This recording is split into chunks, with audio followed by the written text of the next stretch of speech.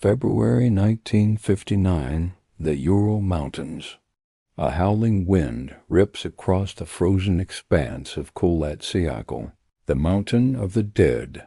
9 experienced hikers led by Igor Dyatlov make camp on its desolate slopes. But something goes terribly wrong. In the dead of night, they slash their tent open from the inside and flee into the sub-zero darkness. Some without shoes, some barely dressed. They never return. What could have driven these seasoned adventurers to abandon their only shelter and run towards certain death?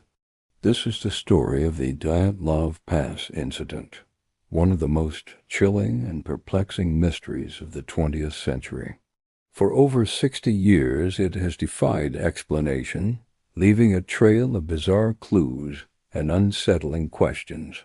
Our story begins with a group of bright athletic students and graduates from the Ural Polytechnical Institute.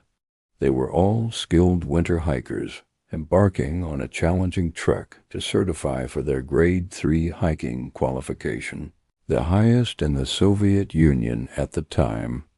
Their journey was documented in diaries and photographs they carried with them.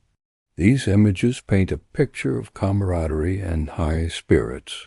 We see them smiling, skiing through pristine forests, and setting up camp. Their last photo, taken on February 1st, shows them diligently digging a platform for their tent on the snowy mountain slope. Everything seemed normal. They were on schedule, well-equipped, and in good health. Then silence.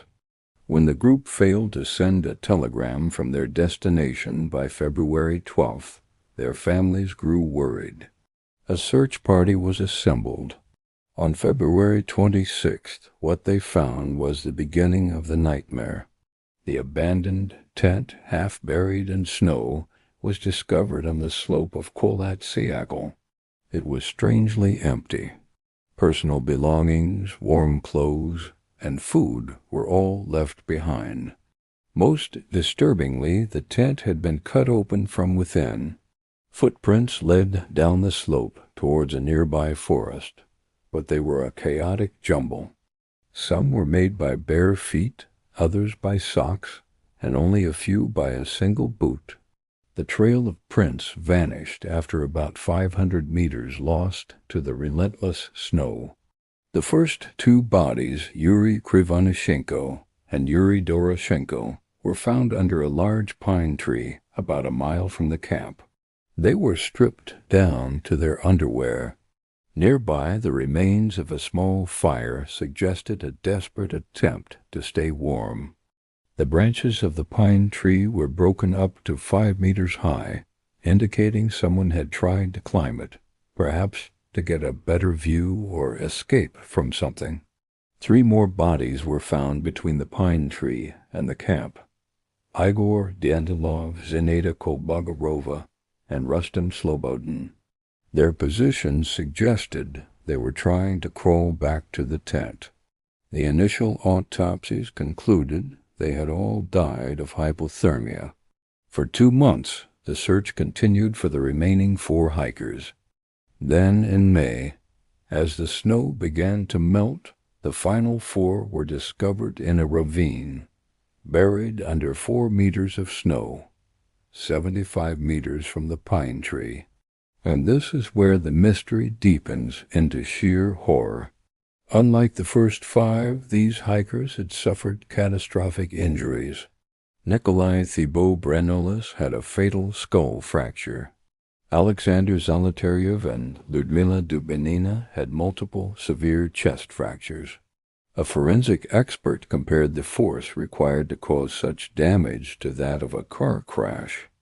Yet, perplexingly, there were no external wounds, no soft tissue damage, as if they had been crushed by an immense invisible pressure. Most grotesque of all, Lyudmila Dubinina was missing her tongue, and some reports mentioned missing eyes as well. The mystery of these injuries has fueled speculation for decades.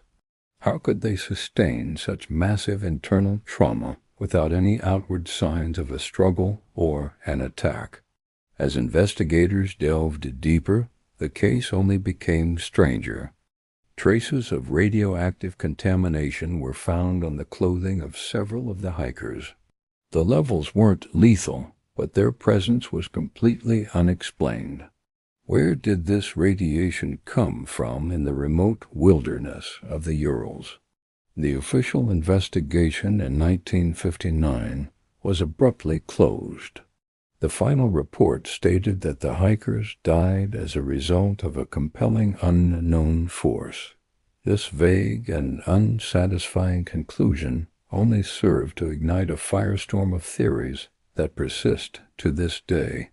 One of the more scientific theories revolves around infrasound. This is sound at a frequency so low it's inaudible to the human ear, but it can be generated by certain wind patterns, like a Kármán vortex street, forming around a mountain peak. Proponents of this theory suggest that intense infrasound could have induced a state of irrational panic, nausea, and breathlessness, causing the hikers to flee their tent in a state of temporary madness.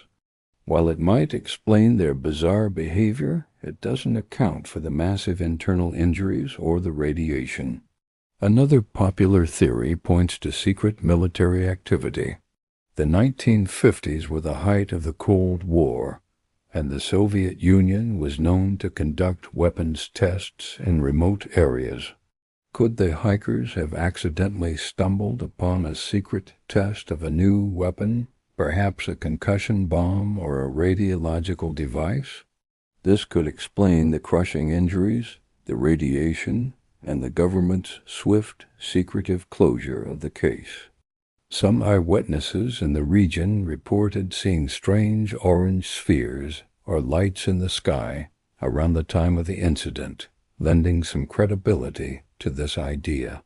However, no declassified documents have ever confirmed any military operations in that specific area on that night. Then we enter the realm of the paranormal and the cryptozoological. The local Mansi people have legends about the area, speaking of a large ape-like creature they call the Menk, their equivalent of the Yeti or Bigfoot. Is it possible the hikers were attacked by such a creature? Some point to the crushing injuries and the missing tongue as evidence of a violent, non-human assailant. One of the hikers' own cameras contained a final cryptic photo, a blurry, indistinct shape in the darkness. While most investigators dismiss it as an accidental shot, others wonder if it was a final, fleeting glimpse of their attacker. The Mansi themselves, however, have always maintained that the hikers' deaths were not the work of a Menk. After 60 years of silence and speculation, the case was officially reopened by Russian authorities in 2019. Using modern technology and forensic techniques, they re-examined the evidence. Their conclusion, announced in 2020, was surprisingly mundane. They attributed the tragedy to an avalanche.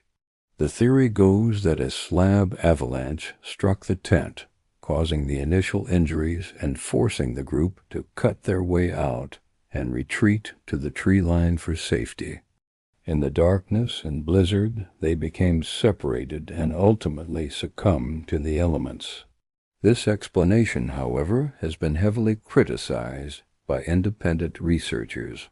They point out that the tent was not crushed, it was cut from the inside. The slope wasn't steep enough for a major avalanche, and experienced hikers like Dyatlov would have known better than to camp in an avalanche-prone area. Furthermore, it still doesn't fully explain the specific nature of the injuries or the radioactive traces. So what truly happened on that fatal night on the Mountain of the Dead?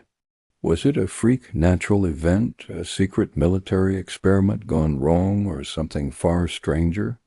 The Dyatlov Pass incident remains a haunting enigma. The evidence is contradictory, The official explanations are unsatisfying, and the truth seems to be buried forever under the Siberian snow. The 9 hikers went looking for adventure, but they found a mystery that has captivated and terrified the world for generations. Their story serves as a chilling reminder that even in our modern world, there are some places where the wilderness keeps its secrets, and some questions that may never be answered. What do you think happened? Share your theories in the comments below.